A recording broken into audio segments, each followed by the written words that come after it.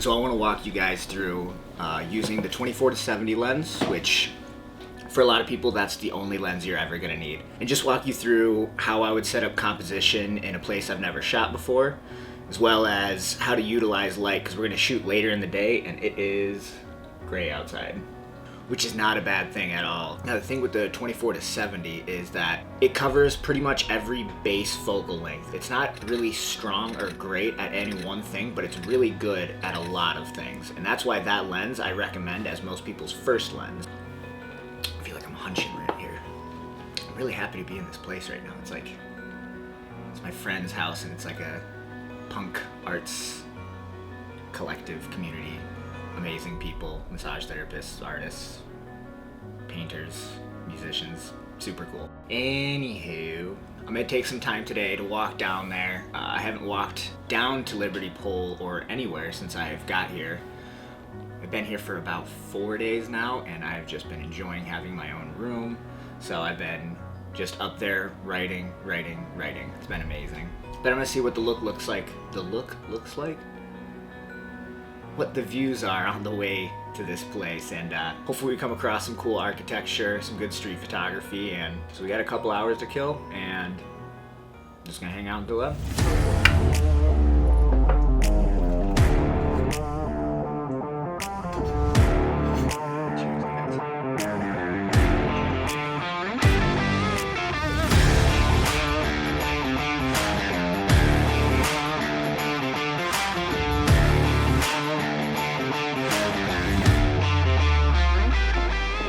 Alright, made it to Rochester's primo spot. We are waiting for Sam to get here. It's like a little wet, but there's some good spots. I really like this geometric thing.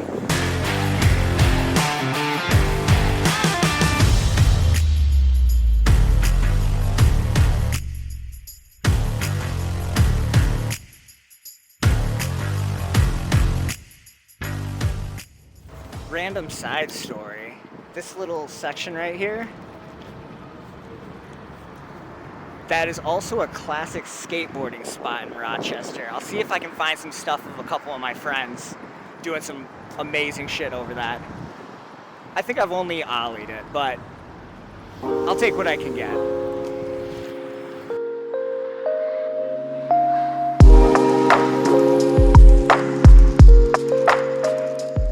Whoa! Look, we time traveled because I forgot to film on location the entire time. Let's talk about these photos. I just want to show you them, show you my settings, show you the focal lengths. I don't think I shot super wide, but you can assume that it looks wider. It's a pretty useful lens. I really enjoy it. Elmer also enjoys it. Really? So this first one is probably my favorite one out of all of them. It was the second or third photo that we took right out of the gate. My white balance in camera was way off, which isn't unlike me. I tend to expect to fix all that stuff in post. Sometimes I like to shoot it, especially when I'm using video. But at this point, it wasn't set exactly where I would have liked to put it. I also used a bit of frequency separation, smooth the skin out, get rid of some of the stuff under the eyes, and bring out some color in the eyes as well using Dodge and Burn. That one's really good. I liked it. Super happy about it. Second one, this was one of the last photos of the night. I really like the architecture in the back, so I wanted to frame her with that. Very geometric, very Wes Anderson. This is a really cool photo. Same thing, did a little bit of Dodge and Burn to get rid of some shadows and brought up the subject's highlights, highlighted her, and yeah, pretty much muted all the blues. I don't use blues in almost any of my photos unless there's like a real purpose for it, like that first one. Next up, this one also, one of the first photos we took. She was super excited about this one, I was too. Very light editing on the skin, but I really wanted to make sure that that looked nice and smooth. Something I've been working on because I like editing and I like sitting in Photoshop. This is one of those things in portrait photography that's really exciting to me when you get to straight up headshots. White balance in this, as you'll see in the first image, is garbage. But with a little bit of work, a little bit of know-how of colors, I was able to bring it back to life.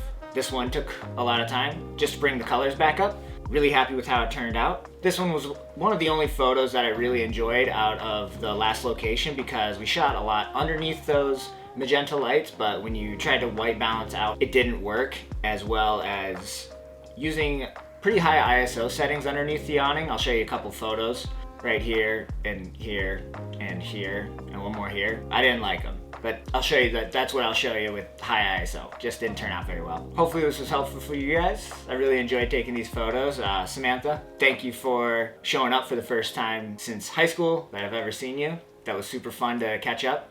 Good luck on the next adventure that you're on. You were telling me about. I can't technically talk about it because it's super top secret, which is pretty rad. Yeah.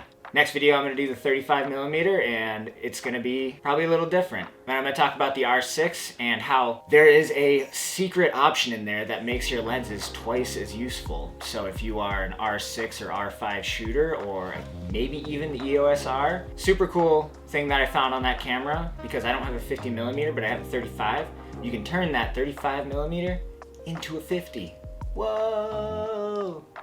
Alright guys, thanks for sticking around. You know, do all the bing, bing, bing, bing. Like, subscribe, you know, bell for notifications. I really appreciate it. I'm new to YouTube, so I don't expect much to happen, but super cool if it does.